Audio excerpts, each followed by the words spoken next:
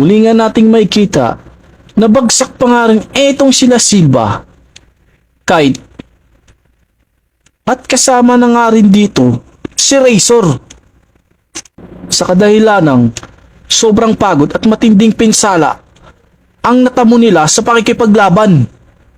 Mapapansin naman natin dito rin si Hisoka na sobrang lungkot nga ito dahil nga sa nangyari kay Gon. Wala kaming magagawa kung ito talaga ang kapalaran namin sa pagpunta namin dito. Marami kaming natutunan kung ano talaga ang pinagkaiba ng mundong ito at sa mundo namin. Sobrang hina ko. Hindi ko man lang nagawang tulungan si Gon.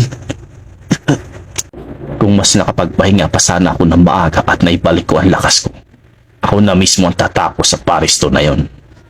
Hindi na sana nagbuwis pa ng buhay si Gon. Killua, tama na.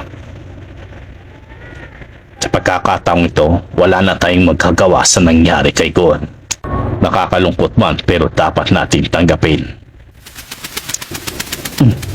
Hindi ko na maramdaman ng power ni Gon.